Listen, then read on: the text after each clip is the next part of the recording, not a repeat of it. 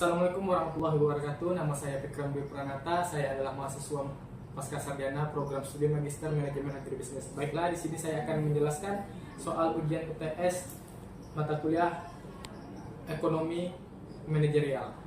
Pertama, soal permintaan konsumen terhadap produk pertanian dapat difungsikan sebagai berikut. Pertama, KIDX sama dengan 500 kurang 5PX ditambah 8 I ditambah 10 PR. Jika diketahui besarnya pendapatan rata-rata konsumen dalam US dollar yaitu 10 juta per tahun, sedangkan harga produk lain yang berkualitas adalah US 20 juta, US 2 juta. Berapa jumlah permintaan konsumen yang dapat dimaksimumkan TR penerimaan petani? Jelaskan perhitungannya, kemudian keputusan Anda. Pertama, kita membuat fungsi konsumennya itu KID 500 dikurang 5PX ditambah 8I ditambah 10 PR. Ini 10 dalam juta dolar adalah pendapatan konsumen. PR adalah 2 PR harga produk lain berkualitas dalam US dollar.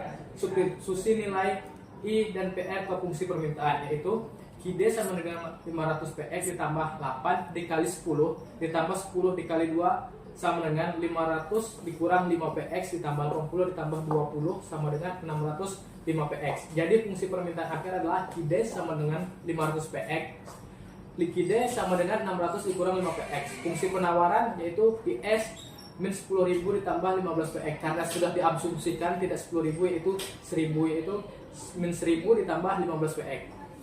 Yang pertama, jumlah permintaan konsumen memaksimalkan total revenue atau total TR, yaitu TR didefinisikan sebagai TR sama dengan PX dikali KID sama dengan PX 600 dikurang 5 PX. TR sama dengan 600 PX dikurang 5 PX kuadrat. Untuk memaksimalkan TR, kita turunkan terhadap PX lalu sama dengan 0. D sama dengan TR kurang di PX sama dengan 600 dikurang 10 PX sama dengan 0 sama dengan PX sama dengan 60. Substitusi ke fungsi permintaan yaitu KID sama dengan 600 kurang 5 dikali 60 sama dengan 600 dikurang 300 yaitu 300. Jadi keputusan, agar penerimaan total petani maksimum, harga jual produk pertanian harus $60 per unit dan jumlah permintaan oleh konsumen adalah 300 unit. Yang kedua, jika survei pasar mengetengahkan penawaran terhadap pertanian tersebut sebesar QSX sama dengan min 1000 ditambah 15 PX, bagaimana dengan harga dan jumlah permintaan di pasar produk pertanian? Jelaskan dengan perhitungan. Yang itu keseimbangan pasar adalah fungsi penawaran diasumsikan QS sama dengan min 1000 karena sudah diubah dari 10.000. Jadi min 1000 ditambah 15 PX. Keseimbangan saat KID sama dengan QS. 600 dikurang 5 PX sama dengan min 1000 ditambah 5 PX, yaitu 1600 dikurang 20 PX. PX sama dengan 80. Q sama dengan 600. 5 dikali 80 sama dengan 200 unit. Jadi keseimbangan pasar tanpa subsidi harga dengan $80 dengan kuantitas 200 unit. Yang ketiga, dampak subsidi. Subsidi sebesar $2 per unit menurunkan harga efektif konsumen. Fungsi penawaran menjadi QS sama dengan min 970 ditambah 15 PX. Keseimbangan baru. Jadi 600 dikurang 5 PX sama dengan min 970 ditambah 15 PX sama dengan 1570 sama dengan 20 PX 20 PX. PX sama dengan 78,5. Q 600 dikurang 5 dikali 78,5 yaitu 207,5 unit. Jadi subsidi total dengan $2 dikali 207,5 sama dengan 415. Jadi distribusi studinya adalah konsumen hemat $1,5 per unit, total adalah 311,25. Produsen tetap menerima $80,5 per unit dengan tambahan 0,5 per unit atau 103,75. Jadi di sini ada grafik kurva permintaan dan penawaran. Di kurva permintaan dan penawaran kita bisa lihat harga keseimbangan sebelum subsidi yaitu 200 dan keseimbangan sudah subsidi adalah 207,5.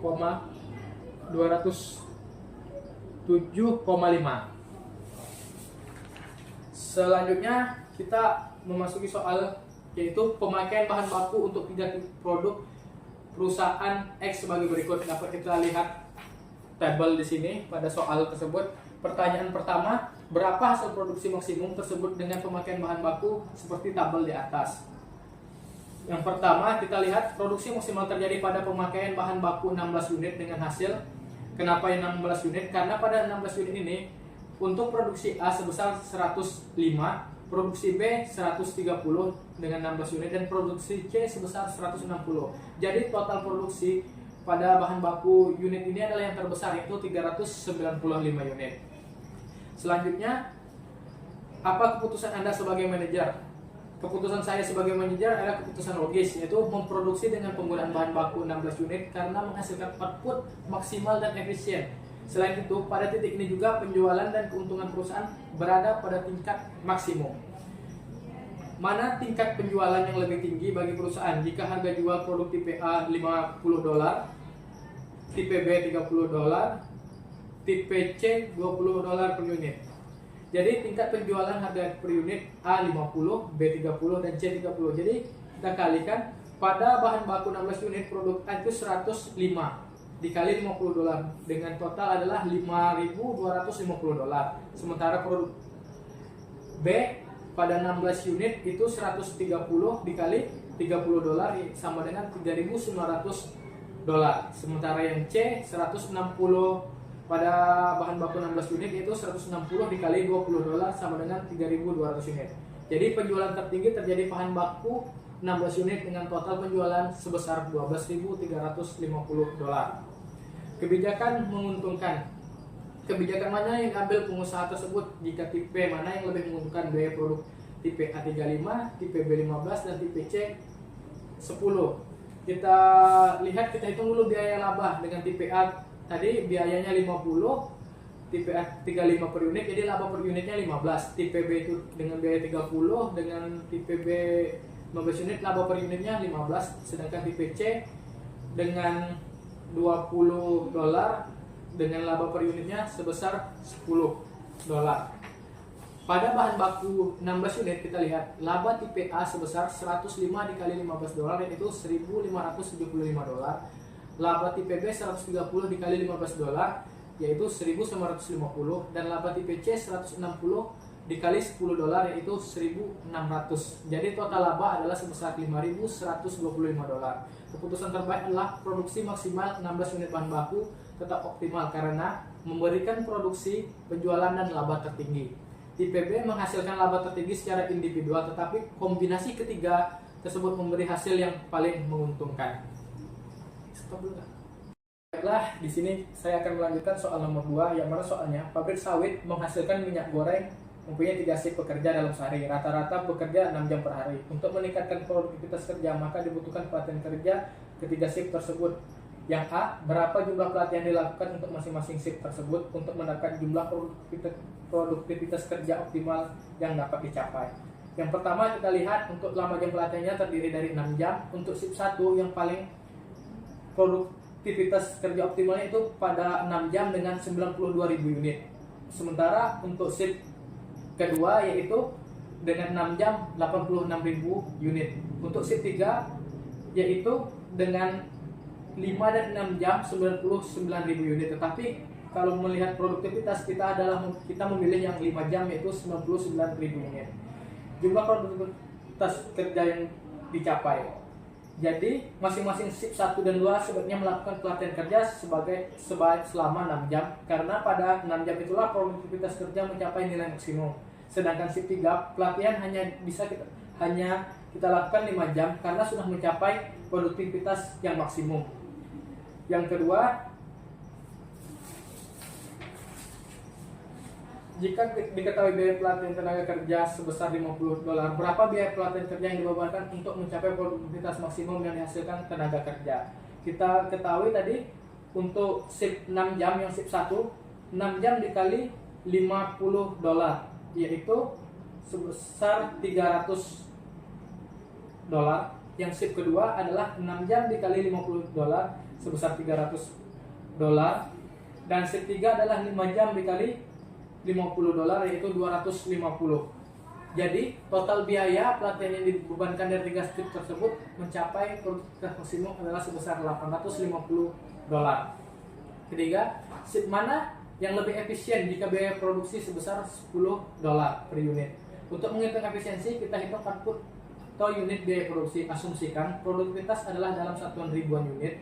Jadi kita ambil angka produktivitas maksimal sebagai jumlah unit dalam ribuan. Biaya total sama dengan biaya pelatihan ditambah biaya produksi per unit dikali jumlah unit. Yang sub 1 kita tahu total biaya adalah 96. Biaya produksi adalah 92.000 dikali 10 adalah 920. Biaya pelatihan 6 dikali 50 adalah 300. Jadi total biaya 920 ditambah 300 adalah 923.000 dolar. Biaya per unit adalah 920,300 dolar dibagi 92.000 yaitu 10.000,003 dolar. Untuk shift 2 begitu juga.